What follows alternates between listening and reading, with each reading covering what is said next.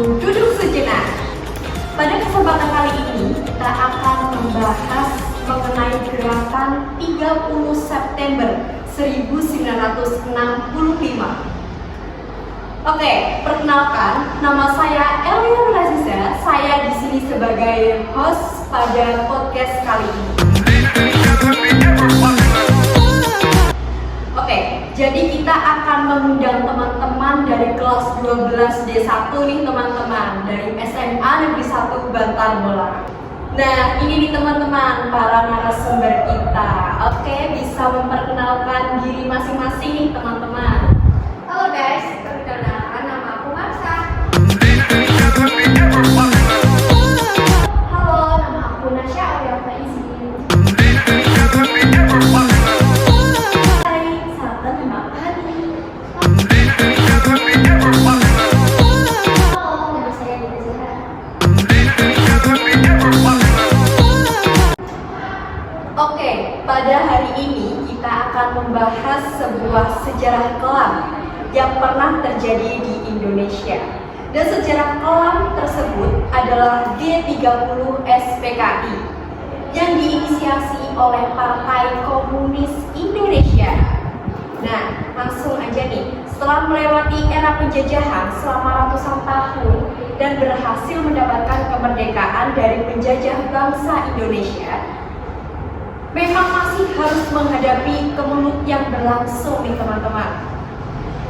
Jadi di dalam negara Indonesia sendiri, pemberontakan Partai Komunis Indonesia tersebut juga telah membantai 7 perwira angkatan darat nih teman-teman, serta menghilangkan nyawa beberapa orang lainnya dan menghilangkan nyawa anak perempuan yang tidak berdosa. Oke, jadi sebelum masuk ke topik podcast kita pada hari ini, kita semua mau disclaimer terlebih dahulu nih, bahwasanya kita mengambil berdasarkan riset di beberapa artikel dan internet.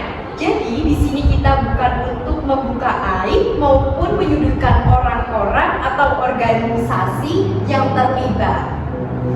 Oke, jadi kita semua di sini hanya untuk mengenang jasa para pahlawan kita. Oh iya guys, waktu kemarin tanggal 30 September kalian pada ikut upacara nggak? Ikut dong. Terus kalian nggak kalau pilihan merah putihnya itu dibaginya cuma setengah tiang? Itu kenapa ya? Pengibaran bendera merah putih setengah tiang itu emang dilakukan setiap tanggal 30 September buat memperingati peristiwa pemberontakan G30 SPKI.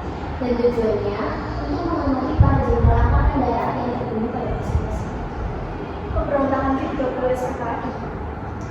Nah, ya guys, pemberontakan G30 SPKI, pemberontakan itu adalah peristiwa penculikan 7 jenderal yang dilakukan oleh sekelompok orang yang menyebut diri mereka sebagai Gerakan 30 September pada 1 Oktober tahun 1965 dini hari.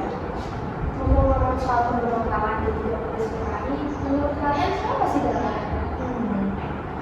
Aku pernah baca di beberapa teori, katanya dalam G30 SPKI itu Dinas Intelijen Amerika Serikat atau CIA ya. Iya, banyak spekulasi yang muncul tentang itu sih. Iya, bahkan ada beberapa pengakuan dari perwakilan duta besar Amerika Serikat.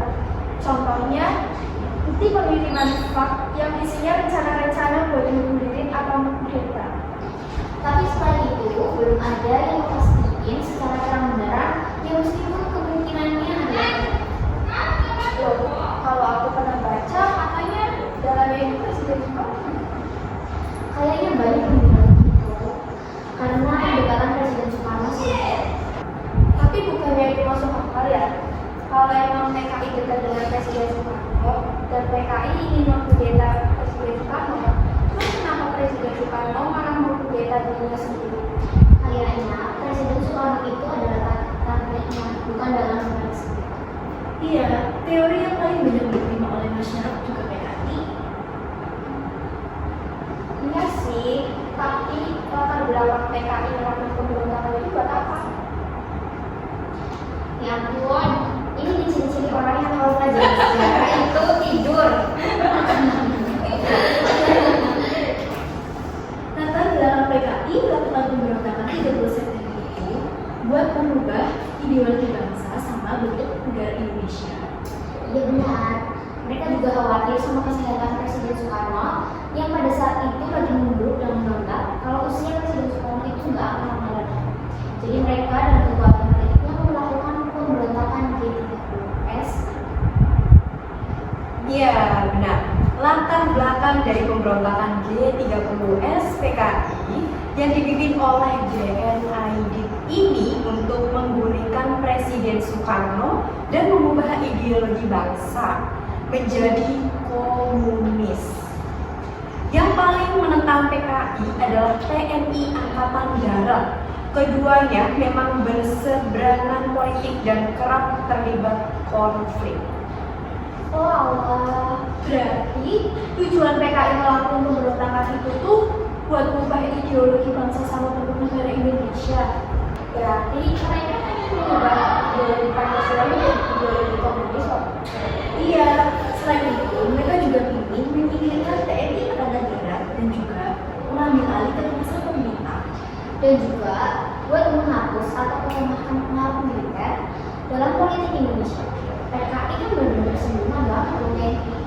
Sebenarnya apa sih target utama dalam peristiwa G30S PKI ini? Yaitu tadi mereka mengejar para perwira tinggi Angkatan Darat Indonesia. Hal ini dilakukan agar mereka bisa melakukan kudeta untuk mengubah tata kelola negara sesuai dengan ideologi. Dan juga jenderal-jenderal itu memang lawan utama mereka yang membuat pergerakan. Oh Allah, lalu sosok pemimpin yang berada di balik peristiwa pemberontakan G30S PKI ini siapa sih? Letnan Kolonel Untung. Loh, bukan, loh. Pemimpinnya itu namanya DNA Masa. Soalnya pas peristiwa itu terjadi, dia lagi menjabat menjadi Ketua Umum Kongres PKI. Belum lagi, pas pemberontakan itu terkuat dia kabur ke Solo. Oh alah, terus Letnan Kolonel Untung itu siapa? Dia itu pengawal Presiden Soekarno. Letnan Kolonel Untung diduga menggunakan pasukan Cakradirawa buat menculik dan membunuh 7 jenderal militer yang anti komunis. Iya, benar sekali. Letnan Kolonel Untung mengumpulkan para prajurit militer yang pembelot sekitar 2.130 orang dan kekuatan sipil serta ormas organisasi masyarakat pendukung lain sekitar 2.000 orang. Dari sini, total pasukan yang terkumpul adalah sekitar 4.130 orang. Setelah itu, Letnan Kolonel Untung membagi pasukan menjadi 3. Yang pertama, pasukan Pasopati. Pasukan ini terdiri dari Cakradirawa dan Brigade Infanteri yang bertugas untuk menculik para jenderal. Terus, yang kedua, ada pasukan Bima Sakti yang bertugas mengawal kawasan Monas dan merebut radio Republik Indonesia. Dan yang ketiga, ada pasukan Gatot Kaca yang terdiri dari pasukan pembela Pangkalan dan juga sukarelawan yang bertugas untuk menjaga lubang buaya. Lalu, pada dini hari sekitar jam 3 pagi tanggal 1 Oktober tahun 1965, Letnan Kolonel Untung memberi perintah kepada pasukan Pasopati untuk menangkap para jenderal yang menjadi target-target mereka dalam keadaan hidup ataupun mati. Letnan Kolonel Untung menunjuk LT Dul Arif sebagai komandan pasukan Pasopati dan ketua pelaksana penculikan. Ya ampun, 7 jenderal yang diculik dan dibunuh itu siapa aja sih? 7 jenderal itu adalah Jenderal Ahmad Yani, Lejen Soeharto, Lejen Asparman, Majen Mas Tirta Karyono, Majen Royal Panjaitan, Majen Sukaryo Sifwumi Harjo, dan Kapten Pierre Tenian. Kapten Pierre Tenian itu ajudan Jenderal Nasution. Iya benar, Kapten Pierre Tenian itu dibunuh karena mereka mengira dia itu Jenderal Nasution. Loh, Dalam penculikan itu ada jenderal yang selamat. Ada Jenderal Nasution. Kok bisa? Pada waktu penculikan, dia melarikan diri ke samping rumah dengan melompati pagar dan bersembunyi di kediaman Duta Besar Irak. Sayangnya pada peristiwa itu, Kapten Pierre Tilian sama anaknya Jenderal Nasution yang umurnya baru berumur 5 tahun yaitu Ade Irma Suryani meninggal dunia. Kronologi peristiwa penculikan itu gimana? Nah, jadi kronologi peristiwa itu awalnya PKI mendatangi satu persatu kediaman 7 jenderal TNI Angkatan Darat tersebut. Kemudian PKI berdalih sebagai pasukan pengawal istana, yaitu Cakrawirawa, yang diperintahkan untuk menjemput mereka agar menghadap ke Presiden Soekarno. Nah, R. Suprapto, Sutoyo, Siswo Miharjo, dan S. Parman ikut dengan ajakan PKI dalam keadaan hidup. Begitu juga dengan Kapten CZI, Pierre Andreas Tendian, yang menjadi korban salah satu tangkap, yaitu korban salah tangkap karena tengah berada di kediaman Aha Nasution, yang berhasil selamat dari kegiatan ini, teman-teman. Nah, keempat, anggota TNI AD dibawa ke sebuah markas di kawasan Pondok Gede, Jakarta Timur. Begitu sampai, keempatnya dibunuh dan mayatnya dimasukkan ke sebuah sumur tua yang tak terpakai dengan diameter 75 cm dan kedalamannya yaitu 12 meter. Tuh. Sementara Ahmad Yani, M.T. Haryono, dan D.I. Panjaitan ditembak di kediaman masing-masing. Lalu mayatnya dibawa ke markas tersebut dan juga dimasukkan ke dalam lubang yang kemudian dikenal sebagai lubang buaya. Gitu. Terus gimana? Masyarakat tahu kalau pada 30 September itu ada aksi pemberontakan dengan penculik dan membunuh para jenderal. Masyarakat tahu karena setelah peristiwa penculikan dan pembunuhan itu, PKI langsung menguasai dua sarana komunikasi penting, yaitu Studio RRI Pusat dan Kantor Pusat Telekomunikasi. Ya benar. Terus PKI langsung menyiapkan pengumuman mengenai teknologi G30 SPKI melalui RRI yang menyatakan G30 SPKI adalah upaya penyelamatan negara dari Dewan Jenderal yang hendak mengambil alih negara. Pada saat itu juga mereka sekaligus mengumumkan pembentukan Dewan Revolusi yang diketuai oleh Letnan Kolonel Putri. Setelah PKI menyiarkan berita itu, ada aksi operasi penumpasan G30 SPKI enggak? Ada. Pada sore hari itu, juga tanggal 1 Oktober 1965, operasi penumpahan G30 SPKI dimulai dengan merebut kembali gedung RRI dan kantor pusat telekomunikasi. Operasi penumpasan itu dilakukan sama siapa? Operasi penumpasan tersebut dilakukan oleh Kesatuan RPKAD atau Resimen Pasukan Komando Angkatan Darat yang dipimpin oleh Kolonel Sarwo Edi.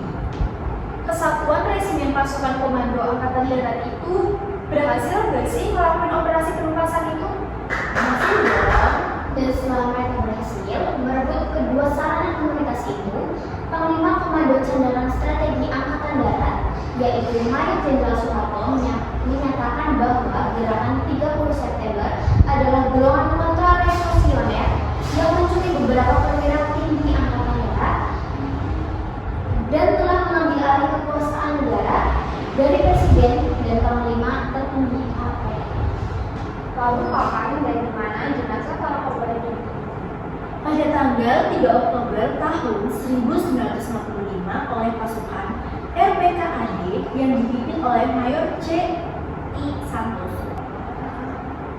Jenazah ketujuh jenderal itu dimakamkan pada tanggal 5 Oktober 1965 di Taman Makam Pahlawan Kalimantan. Dan mereka juga ditetapkan sebagai pahlawan revolusi pada tanggal 6 Oktober 1965 melalui surat putusan pemerintah dalam sidang kabinet di Korawa dan diberi kenaikan pangkat secara anumerikal. Nah, selama upaya penumpasan G30S ini, PKI tidak mendapat dukungan apapun dari masyarakat nih guys, dan tentunya angkatan bersenjata.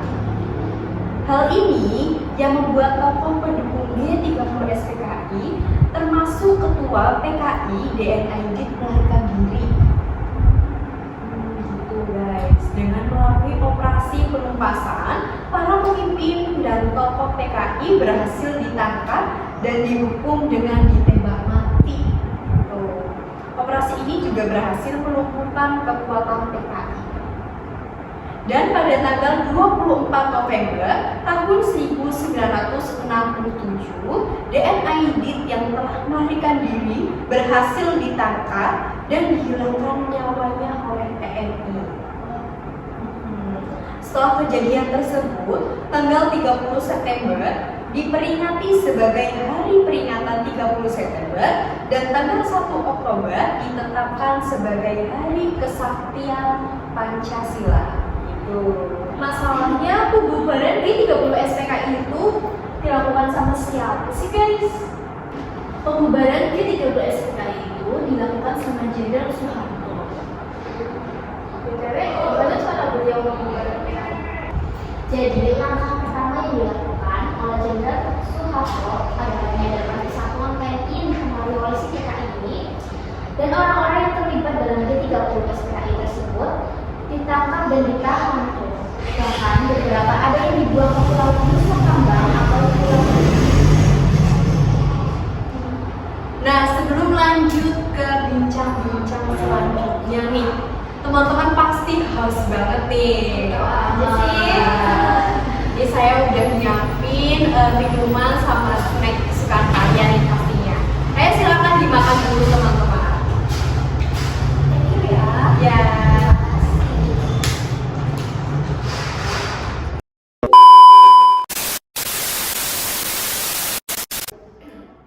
Oke, jadi istirahatnya udah cukup semua kan guys? Cukup. Oke, kita lanjut ya. Puncak dari penumpasan PKI terjadi ketika Soeharto menerima surat perintah 11 Maret. Bisa dikatakan super semar dari Presiden Soekarno. Berbekal super semar, Soeharto membubarkan dan melarang PKI, termasuk seluruh bagian yang terkait dari tingkat daerah hingga nasional. Menurut kalian, dampak dari pemberontakan G30S PKI itu apa sih? Dampak dari G30S PKI ini sangatlah besar, termasuk terjadinya pembunuhan massal terhadap anggota dan simpatisan PKI, perubahan dalam struktur kekuasaan Indonesia, serta munculnya Orde Baru di bawah kepemimpinan Soeharto. Peristiwa ini juga menyebabkan perubahan dalam kebijakan politik, ekonomi, dan sosial di Indonesia. Nah guys, dari semua ini, kira-kira kita sebagai peserta didik gimana dalam menghadapi kontroversi sejarah seperti ini? Ya, kita sebagai murid sebisa mungkin buat gak stuck dengan pengetahuan kita. Cari sebanyak mungkin pengetahuan, tapi jangan lupa nyari sumber itu di sumber yang benar ya. Iya benar, sejarah itu nggak boleh disembunyikan atau dihilangkan. Sejarah ya fakta, tapi mau bagaimanapun, biasanya sejarah itu diciptakan oleh sang pemenang. Ya, benar banget sih.